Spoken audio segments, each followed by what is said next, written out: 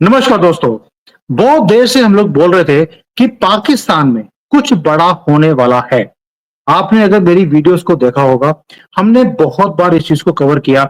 मोदी जी उसी भाषा में जवाब देना जानते हैं जो सामने वाले को समझ आए, पहली बात। और जो वो हरकत करते हैं, मोदी जी उसी भाषा में जवाब देते भी हैं।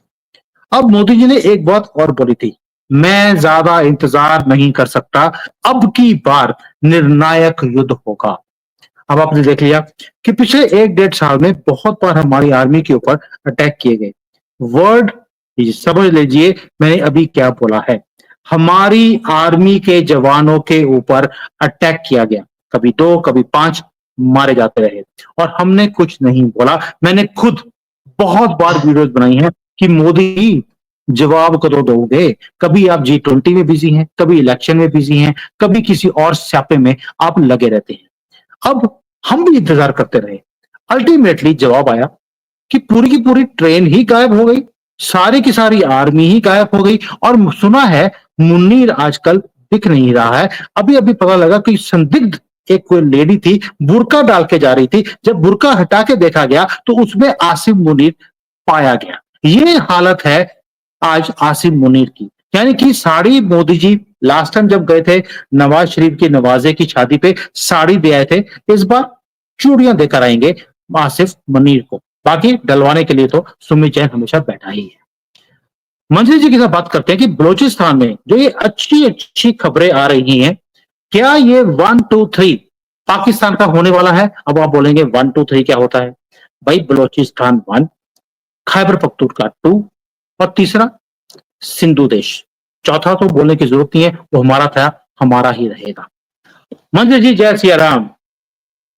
जय सिया राम। मंत्री जी 1 2 3 प्लीज जल्दी जल्दी बताइए कब होगा, कैसे होगा और मोदी जी क्या करने वाले हैं?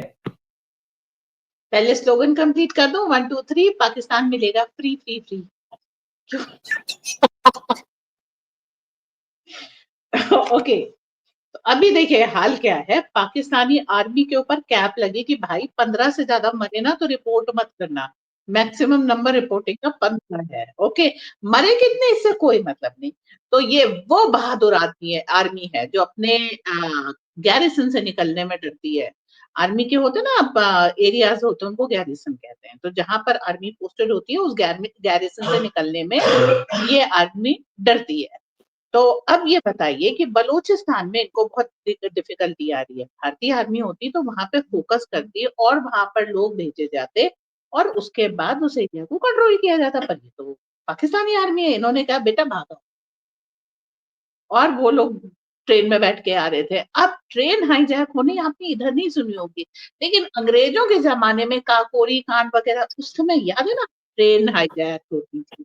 ये तो आपको उस एरा की याद दिला रहे हैं बलूची कि देखो, तुम अगर जीप में बैठ के जाओगे तो हम मार देंगे, तुम ट्रेन में बैठ के जाओगे तो हम मार देंगे, और तुम हेलीकॉप्टर से चक्कर लगाओगे तो हम उसके ऊपर भी अटैक कर देंगे।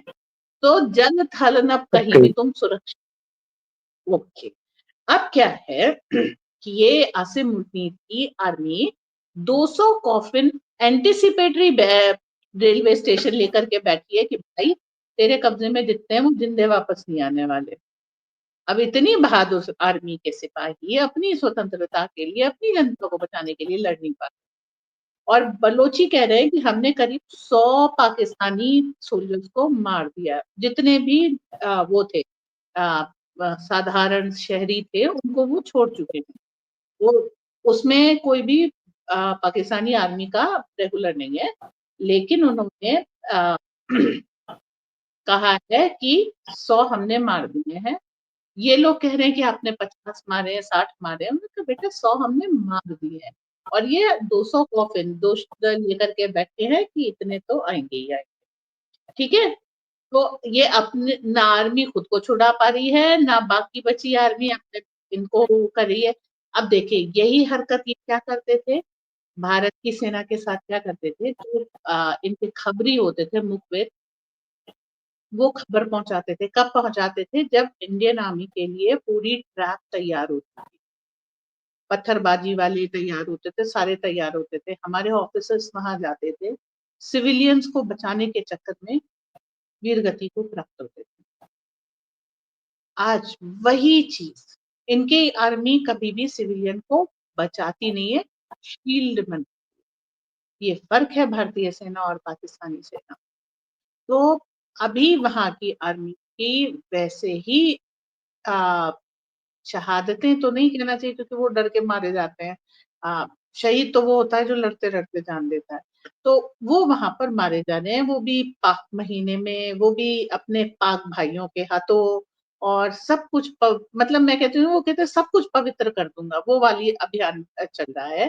तो जैसे कि मोदी जी ने कहा था मेरा पेशेंस खत्म हो रहा है, तो उनके पेशेंस के खत्म होने से पहले पाकिस्तान खत्म हो रहा है। और मैं गोली नहीं चलाऊंगा, बिल्कुल ये काम तो और लोग करेंगे आपके लिए, चिंता मत करिए। पूरे विश्व की आपने वैक्सीन दे करके, दवा दे के सेवा की है, अब विश्व का समय आ रहा है कि वो आपकी सेवा करे। तो वहां पर ये सारे कार्य चल रहे हैं। अब कोई देखिए वहां पे पॉलिटिशियंस तो है नहीं, जो भी राज्य है वो सेना अधिकारियों के हाथ में है, और जो ज्यादातर सेना अधिकारी हैं वो पंजाब प्रांत से हैं। तो और उन सब के जो है देश के बाहर प्रॉपर्टीज हैं और सब कुछ है। तो अब किस्तों में आप देखिएगा पाकिस्तान की सेना पाकिस्तान से भागती हुई नजर आएगी, और उसके लिए आप अपनी मतलब होली दिवाली सब तैयार रखिएगा, आराम से जो है खेल सकते हैं। योगी जी एक छोटा संभल में लेके बैठे हैं, और मोदी जी बड़ा मॉडल पाकिस्तान में, बांग्लादेश में सब लेके बैठे हैं। वहां सुनने शेख हसीना वापस जा रही हैं, दंगे शुरू हो चुके हैं काफी हद तक जो है वहां पर भी, मतलब सफाई। मैं पहले कह रही थी आप सबको, कोई मान नहीं रहा था कैसे होगा, पाकिस्तान आ गया तो पाकिस्तान की ये भी आएंगे और 90 करोड़ हो जाएंगे, हमसे पार हो जाएंगे। तो सब्र रखो भाई, साफ सुथरा होकर के मिलेगा। सफाई चालू हो गई, देखिए जी। मंजरी जी, मुझे बताइए, आपने बोला कि पहले होता था अंग्रेजों के टाइम पर ट्रेन चोरी होती थी, वो तो इसलिए होती थी कि उसमें सोना चांदी जा रहा था तो उसको लूटने के लिए किया जाता था। दुनिया में पहली बार मैंने देखा है कि सुअर और गधे जा रहे थे, वो अगवा कर लिए। बल्कि इतने बुरे दिन आ गए हैं पाकिस्तान के कि गधे आ रहे हैं, वो ट्रेन को इन्होंने कैप्चर कर लिया। पहली बात तो ये। दूसरा, जो ये जो ये अभी पाकिस्तान में हो रहा है, आपको लगता है ये सिर्फ ट्रेलर है, अभी ये और स्पीड पकड़ेगा? देखिए पाकिस्तानी आर्मी के गधे जा रहे थे, ठीक, इसलिए ये सिंबॉलिक है, और इसका सिंबॉलिक का मीनिंग बहुत बड़ा है कि आप कहने को तो आर्मी है लेकिन आप अपनी रक्षा नहीं कर सकते, ठीक है। बड़े पूरा गांव मिलकर के 4-5 सैनिकों पे अटैक करता था, याद है? अभी मोदी जी की जिस दिन इस बार शपथ ग्रहण समारोह था, जीप से पीछा करके निहत्थे यात्रियों को मारा था। तो क्या लगा था मोदी अगर चुप बैठा है तो कुछ नहीं होगी? ये उसी का जवाब है कि तुम लोग खाली जब सुरक्षित बैठ करके प्लानिंग बनाते हो ना, अब तुम भागोगे, कहाँ से भागोगे? अपने देश से, अपने गैरिसन से, अपनी जगह से भागोगे और भगाएंगे हम।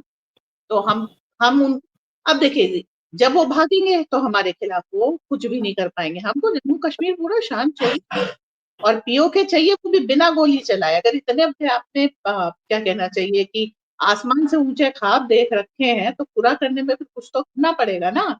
तो पाकिस्तानी आर्मी की वो हालत बनाई जाएगी, क्योंकि नेता तो उनके जेल में बंद है, ठीक। और कोई उनकी वो है तो है नहीं कि अभी शहबाज शरीफ से आप जाके कहें कि 2 पेपर वो कर लो, साइन कर दो, तो बिना आसिम मुनीर से पूछो वो 2 पेपर साइन कर सकते हो। तो फॉर दैट मैटर ना, बात एकदम सिंपल है कि इनको इतना भगाओ, इतनी बुरी गत बनाओ कि ये खुद को बचाने में बिजी हो जाए। इनको पता ही नहीं कि कब खैबर पख्तूनख्वा क्या गया, कब पीओके जेके गया, कब सिंधु देश आजाद हुआ, स्टैम्प पेपर पे लिख के देंगे हाँ हम बलूचिस्तान को आजाद करते हैं।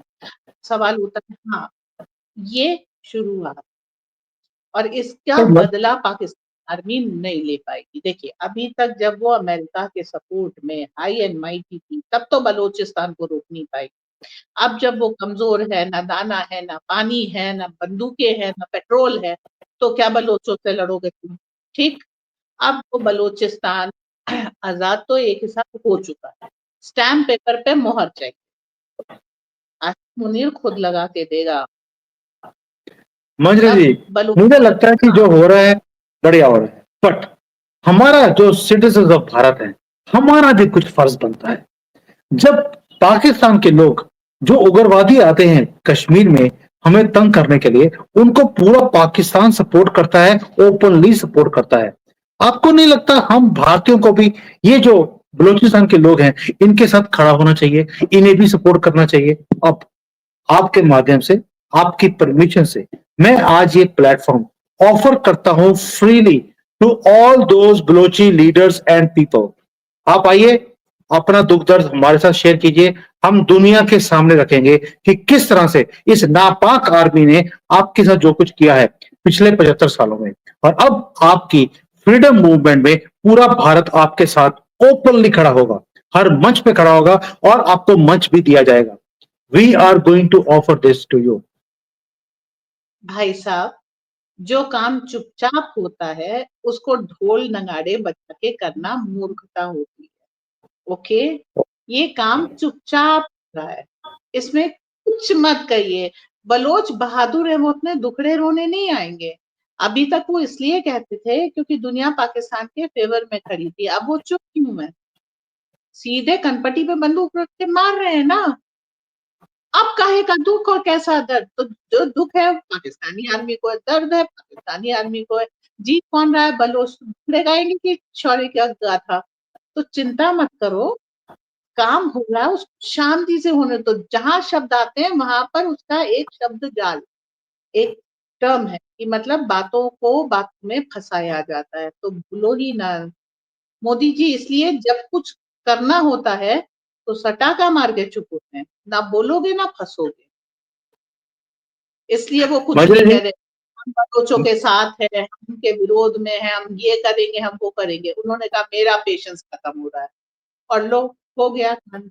अब आपको अगर सर्कमस्टेंशियल एविडेंस वो भी नहीं है भाई साहब, लेकिन काम तो हो रहा है, तो बस उसमें भरोसा तो रखिए।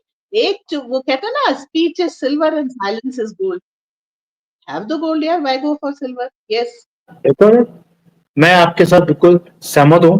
मैं क्यों ऑफर कर रहा हूं उसका रीजन कुछ और है कि नैरेटिव का वॉर है, ये वॉरफेयर का वॉर है, जिसको हम सिक्स फिफ्थ सेवंथ कौन सा जनरेशन वॉरफेयर बोलते हैं, नैरेटिव का। पाकिस्तान का जो नैरेटिव है वो पूरे वर्ल्ड में बड़ा ही स्ट्रांगली जाता है। भारत इसमें वीक है, तभी मैं बार बार बोलता हूं। अंजलि जी, आपको ये मानना पड़ेगा कि जब कश्मीर का मुद्दा है, आपको उस पूरे दुनिया में कश्मीर का मुद्दा सुनाई देता है, लेकिन बलूचिस्तान का मुद्दा नहीं सुनाई देता। हमारे यहाँ पर जो कुछ हमारे धर्म के साथ, हर देश के साथ हो रहा है, आपको सुनाई नहीं देता। लेकिन उनका एक भी कॉकरोच, कहीं भी कुछ होता है, उसको लिंचिंग हो गया, कुछ भी हो गया, जो वो फेक न्यूज ही क्यों ना हो, जैसे रिसेंटली हमने मध्य प्रदेश में देखा, पूरे दुनिया में उसको फ्लैश किया गया। इसका भी एक परसेप्शन है। जब तक आप इसका काउंटर नहीं करेंगे, ये सोचकर कि चुपचाप हो जाएगा, कर लेगा, राम बलि करेंगे, ये राम बलि करने में ही हमने 1000 साल निकाल दिए। प्रभु, अब मैं जवाब दे दूं? हाँ देवी। परी से वो समय बदल गया है। अब वो न छापने की आदत है और न छपाई वाले लोग बचे। अब नैरेटिव का चक्कर ही खत्म। अब तो फैसला ऑन द स्पॉट होता है, जिसकी लाठी उसकी भैंस चल रहा है दुनिया में। ठीक है। अब नैरेटिव कागज पत्थर गए तेल लेने, कागज को बकरी खा गई, बकरी को अब्बा खा गए। अब जिसके हाथ में लाठी है उसकी भैंस है, अब ये चल रहा है। तो अब नैरेटिव की कोई नहीं पूछेगा।